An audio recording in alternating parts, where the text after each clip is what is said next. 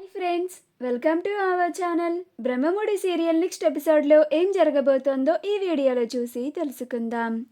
నేను కేవలం మా అమ్మని తీసుకెళ్ళడానికి మాత్రమే ఇక్కడికి వచ్చాను అని అన్న రాజ్. అసలేం జరిగింది అని తెలుసుకోవడానికి ఈ వీడియోని స్కిప్ చేయకుండా ఎండ్ వరకు చూసేయండి. కావ్య, నేను అసలు ఏ తప్పు చేయకుండానే ప్రతిసారి మీరు నన్ను నిందిస్తూనే వచ్చారు. అప్పటి వరకు ఒక లెక్క, ఇప్పటి నుంచి ఒక లెక్క. అప్పుడంటే మీ భార్యగా అనుకున్నాను కాబట్టి మీరు ఎన్ని అన్నా పడ్డాను. కానీ ఇప్పటి నుంచి మీరు ఏమన్నా నేను ఇంతకు ముందులాగా పడే కావ్యని కాదు అని అంటుంది. అప్పుడు రాజ్, అబ్బో, ఈవిడ గారు పెద్ద ఏ తప్పు చేయనట్టు పరమ పతివ్రత అన్నట్టు ఓ తెగ బిల్డప్ ఇస్తుంది. నువ్వు ఏ తప్పు చేయకుండానే అక్కడి నుంచి ఇక్కడికి వచ్చి పడేదానివా అని అంటాడు. అప్పుడు కావ్య, నేనేం తప్పు చేశానండి, చెప్పండి, నేనేం తప్పు చేశాను అని అంటుంది. అప్పుడు రాజ్, నువ్వేం తప్పు చేయలేదా? తప్పు చేశావు కాబట్టే నేను నిన్ను వదిలేశాను. అయినా నీతో నాకు మాటలేంటి అని అంటాడు. అప్పుడు కావ్య, నేను ఏ తప్పు చేయలేదు, నేనే తప్పు చేయలేదు కాబట్టే నా కోసం మా అత్తయ్య గారు ఇక్కడి వరకు వచ్చారు అని అంటుంది.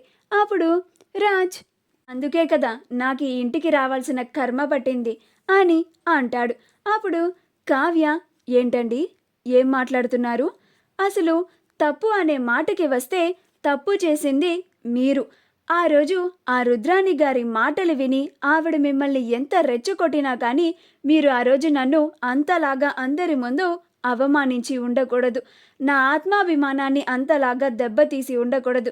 అయినా ఒక ఆడపిల్లని అర్ధరాత్రి పూట ఒక్కటే బయటకి వెళ్ళిపోతున్నా కానీ కొంచెం కూడా చలనం లేదు మీలో అని అంటుంది.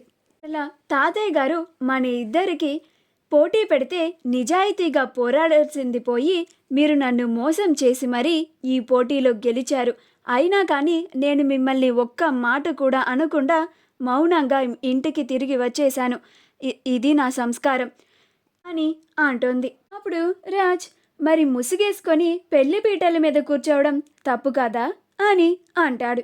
అప్పుడు కావ్య, నేను నా ముసుగుని పీటల మీదే అందరి ముందు తొలగించాను కూడా. ఆ తర్వాత తాళి కట్టింది మీరే కదా. నేనేమన్నా నా మెళ్ళో తాళి కట్టమని అడిగాను మిమ్మల్ని, చెప్పండి అని అంటుంది. అప్పుడు రాజ్, ఆ రోజు నా చేత మా కుటుంబం అంతా బలవంతం చేసి నీ మెల్లో తాళి కట్టించారు. లేకపోతే నేను నిన్నెందుకు పెళ్లి చేసుకుంటాను? ఇప్పుడు ఇన్ని పాటలు ఎందుకు పడాల్సిన కర్మ నాకెందుకు పడుతుంది అని అంటాడు. అప్పుడు కావ్య, నాది కూడా సేమ్ ఫీలింగ్ అని అంటుంది. ఇప్పుడు రాజ్, అయినా నేను మా మమ్మీ కోసం వచ్చాను ఇక్కడికి, కేవలం మా మమ్మీ కోసం మాత్రమే.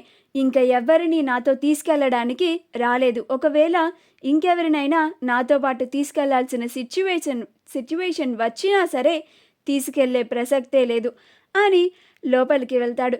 అలా లోపలికి వెళ్ళగానే కనకం, అపర్ణలు ఇద్దరు రాజ్ని చూసి వచ్చాడా అన్నట్లుగా మళ్ళీ నార్మల్గా ఉంటారు. రాజ్ నేరుగా అపర్ణ దగ్గరికి వెళ్ళి, నువ్వు రా మమ్మీ, మన ఇంటికి వెళ్ళిపోదాం అని అంటూ ఉంటాడు. అప్పుడు అపర్ణ, ఏంట్రా వచ్చేది, ఎక్కడికి, ముందు వదులు అని అంటుంది. అప్పుడు రాజ్, అదేంటి మమ్మీ, నేను నీ కొడుకుని మమ్మీ, రా, నువ్వైనా ఇక్కడ ఈ ఇంట్లో ఉండడం ఏంటి మమ్మీ, రా మనం మన ఇంటికి వెళ్ళిపోదాం అని అంటాడు.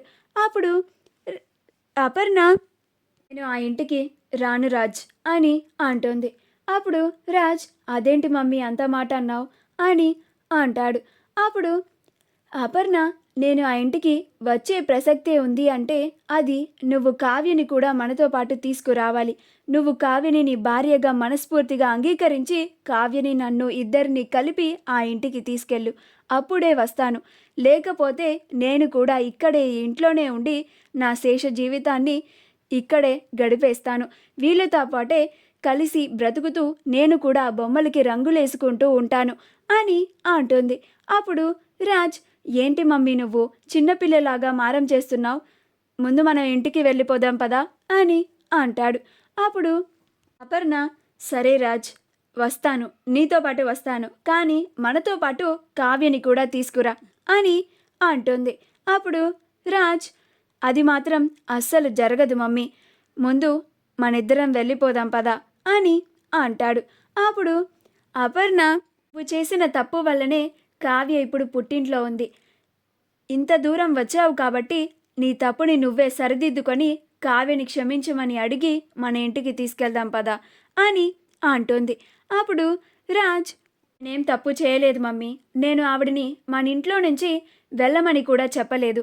ఆవిడ గారే ఆ ఇంట్లో నుంచి వచ్చేసింది కాబట్టి ఆవిడ గారే మన ఇంటికి ఆవిడకి దూరాన్ని పెంచుకుంది కాబట్టి నేను ఆవిడని క్షమాపణ అడిగే ప్రసక్తే లేదు అని అంటాడు. అప్పుడు అపర్ణ, అయితే నువ్వు ఇంత జరిగాక కూడా కావ్యని నీ భార్యగా ఒప్పుకోను అని అంటావు అని అంటుంది. అప్పుడు రాజ్, అంటే అది మమ్మీ, నాకు కళావతి అంటే ఇష్టం లేదు మమ్మీ, నీకు ముందే చెప్పాను కదా. అయినా నేను కళావతిని ఇంటికి తీసుకురాను అన్నాననే నువ్వు ఇలా నా మీద కోపంతో అలిగి ఇక్కడికి వచ్చేసావు కదా. నన్ను క్షమించు మమ్మీ, దయచేసి ఆ ఒక్కటి తప్ప ఇంకేమైనా నన్ను చేయమని అడుగు, నీకోసం ఏదైనా చేస్తాను అని అంటాడు. అప్పుడు అపర్ణ, కావ్యని మన ఇంటికి కోడలుగా తీసుకురా, అంతే చాలు. నేను ఇంకా నీ తల్లిగా ఏమీ కోరుకోను కూడా. నీ జీవితం బాగుండాలని నేను ఎప్పుడూ కోరుకుంటాను రాజ్. నీ అహంకారాన్ని పక్కన పెట్టి కావ్యని అర్థం చేసుకో, అప్పుడు నీకు కావ్య ఏంటో తెలుస్తుంది అని అంటోంది.